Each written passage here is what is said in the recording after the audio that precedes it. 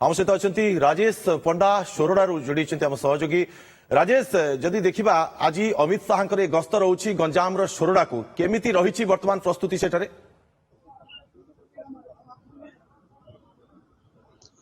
निहाती भाव देखु दुर्गा आम रही सोरडार जो अमित शाह आसवे ओडाखारी स्थित एक पड़िया रही डैम पड़िया आसवे अमित शाह आसवे देखो जदि कहवा आसंता मे 20 तारिख में द्वितीय पर्याय निर्वाचन होगा जाऊँगी एवं वर्तमान समय केंद्रीय नेता मानकर गंजाम ग्रस्त घन घन होबार लगी जो गंजाम टी रही जानिथिबे बीजेडी दखल रही किभली डबल इंजिन सरकार करेंगे बीजेपी अधीन को विधानसभा आसन गुड़िक आसो से केंद्रीय नेता मानकर ग्रस्त रोचे जमीक ब्रह्मपुर आसते राजनाथ सिंह आसते प्रधानमंत्री नरेंद्र मोदी आसते से देखो आज सोरडा अमित शाह आसुंच ठीक 2:15 समय अस्थायी हेलीपैड ओल्लेवा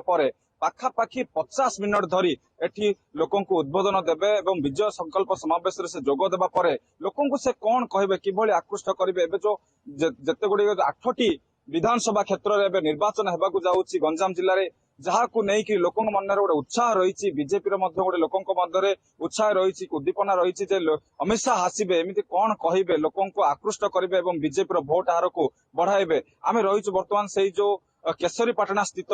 जो रही डैम पड़िया से आयोजित हम ये आप देखुं से चित्र वर्तमान प्रस्तुति प्रक्रिया समूह प्रकार सरी जाइए दृष्टि जांच करुँच हेलीपैड रे पहुंचती सेठारे स्थिति परखुंट जो सभा हम विजय संकल्प समावेश सभा हम से स्थिति परखी होम आम पाखे कि कर्मी अच्छा सीधा आलोचना करवा अमित शाह आसी जावा कौन प्रभाव रही सोरडा से विषय आलोचना करवा कौन कहे आज्ञा अमित शाह आसुंच प्रथम थर पर आसुंच गोटे केंद्रीय नेता राष्ट्र गृहमंत्री किमी देखुं देखो सर्वप्रथमे मुझे ओटीएफ को धन्यवाद देवी एवं आम राज्य सभापति मनमोहन सामल भाई एवं केंद्र मंत्री धर्मेंद्र प्रधान जी एवं भुवनेश्वर सांसद अपराजिता षडंगी समस्त को धन्यवाद देवी